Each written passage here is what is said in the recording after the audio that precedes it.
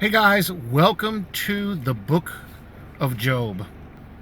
At a doctor's appointment, thought it would be a great opportunity. I'm sitting outside, I drove somebody to their appointment. A great opportunity to see if we can record this. Don't know if I'm going to get it all recorded all at once, but I'm hoping I'm going to. So let's get into this chapter and see, because there's some interesting things that kick this book off. Interesting points that need to be mentioned and examined a little bit. Job and his family in Uz. There was a man in the land of Uz whose name was Job, and that man was blameless and upright, and one who feared God and shunned evil. And 7 sons and 3 daughters were born to him. Also his possessions were 7,000 sheep, 3,000 camels, 500 yoke of oxen, 500 female donkeys, and a very large household, so that this man was the greatest of all the people of the East. He was the richest man in the East. And his sons would go and feast in their houses, each on his appointed day, and would send and invite their 3 sisters to eat and drink with them. Now that in and of itself seems innocent at first, until you see what Job saw. Verse 5, so it was when the days of feasting had run their course that Job would send and sanctify them. And he would rise early in the morning and offer burnt offerings according to the number of them all. For Job said, it may be that my sons have sinned and cursed God in their hearts. Thus Job did regularly. Job thought there was something going on between his sons and daughters. Pretty easy to figure out what was happening. He thought there was something happening. He thought there was something inappropriate going on. And it may be that that was the case. Job didn't want to know, but he tried to stand his ground on the truth. Basically, he was coming to bat for his family, even though his family probably really wasn't all that interested in being faithful. Verse 6, now there was a day when the sons of God came to present themselves before the Lord, and Satan also came among them. And the Lord said to Satan, from where do you come? So Satan answered the Lord and said, from going to and fro on the earth, and from walking back and forth on it. Now, we just read this verse and keep on carrying past. Why would the Lord ask him where he went? I mean, Satan should have known that God would know exactly where he'd been. He knows everything. Then the Lord said to Satan, have you considered my servant Job, that there is none like him on the earth, a blameless and upright man, one who fears God and shuns evil? God already knew what Satan had done. Already knew what was going on.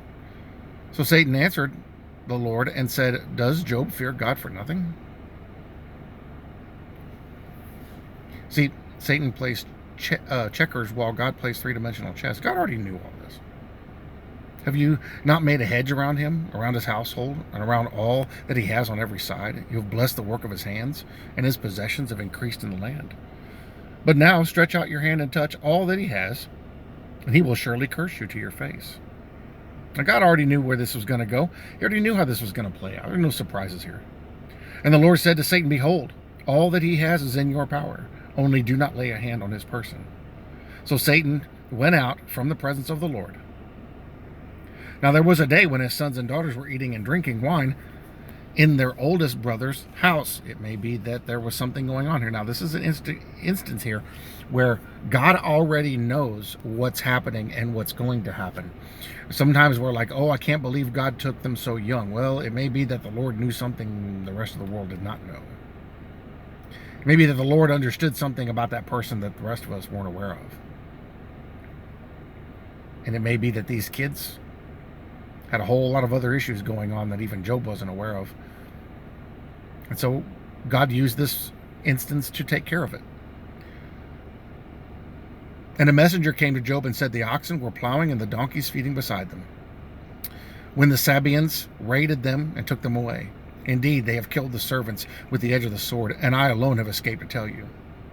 While he was still speaking, another also came and said, the fire of God fell from heaven and burned up the sheep and the servants and consumed them, and I alone have escaped to tell you. While he was still speaking, another also came and said, the Chaldeans formed 3 bands, raided the camels and took them away, yes, and killed the servants with the edge of the sword, and I alone have escaped to tell you. While he was still speaking. So you see what's happening here. It's all coming to him all at the exact same time. He's literally getting hit clean on top of the head with this. While he was still speaking, another came and said, your sons and daughters were eating and drinking wine in their oldest brother's house. And suddenly a great wind came from across the wilderness and struck the four corners of the house, and it fell on the young people, and they are dead. And I alone have escaped to tell you. He was in the house with them? He was in the house with them. Then Job arose, tore his robe, shaved his head, and he fell to the ground and worshipped. And he said, naked I came from my mother's womb, and naked shall I return there. The Lord gave, and the Lord has taken away. Blessed be the name of the Lord. In all this, Job did not sin nor charge God with wrong. So, the worst case scenario happened to Job. And a very funny little side information here. Benny Hinn is a big fan of telling people the Lord gives, the Lord takes away is not in the Bible. It's in Job 121. We just read it. So Benny Hinn's a liar, just like the rest of them. It's right here. Job, not knowing what was going on, not knowing what's happening, of course he probably had suspicions, was on the receiving end of a very interesting experiment, per se, done by God. God knew what Satan's intentions were. He knew what he was doing. He knew what was going to happen. He already knew what his sons and daughters were doing. He knew what Job's wife was going to do. He knew what his three friends were going to do. God already knew all this. Now, God had already planned on dealing with this. How funny Satan played his part in this. So this was an instance where God was going to deal with this situation in his perfect way, in his perfect time, in a proper way. And he used this particular event to do it. Because he already knew. Satan, knowing God better than we do, you think he would have known better, but I guess he was blinded by his own pride. So Satan played his part. He did exactly what he was supposed to do. Fulfilled his course in this case. And Job, receiving all of this at one time, everybody is actually in the process of telling him, all told him at once, all in one moment, what was he to do? He literally received 100 years of rain on top of his head all at one moment. It was a deluge. What did he do? He worshiped God. God, I came into this world naked, and I'll leave it naked. I leave with less than what I came into this world with. If you deem me worthy to take it all away, then it is yours to take, not mine. I've merely been given charge over it. So he held to his faith. He knew what was coming. He knew what was going to happen. Now, it's not over. This is just the first chapter. All this has happened in the first chapter. It's not over.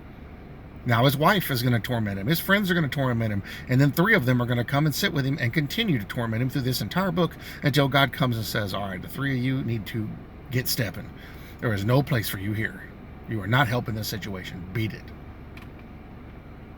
But what ends up happening is this whole book, as we go through it, is going to be an entire example of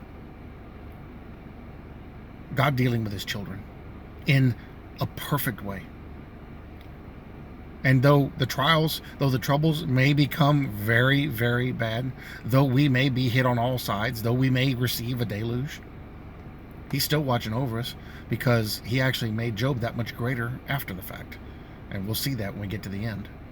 But there's a lot of interesting stuff said in this book, and I think we're going to find some very interesting and very applicable things said to our own lives as we go through it. So, Job 1. Pretty self-explanatory. Job was in a great place, lost everything. All in one shot. One deal. One day, one moment, it was all gone. And that's not even the worst to happen. The worst is yet to come. The worst is yet to come. If it's not bad enough that he's been kicked down, he's now going to be kicked while he's down. But see, this is Satan. This is what he does. He takes great joy in this.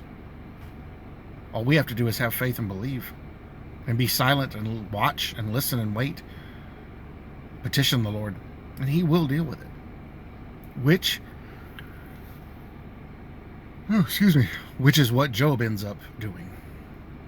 All right, y'all, this is a quick one because I'm expecting to be done here shortly, hopefully. And then I got to get moving. So this will introduce us into the book of Job. And I think we're going to find some very, very good stuff here. All right, y'all, thanks for watching. I'll see you in the next one.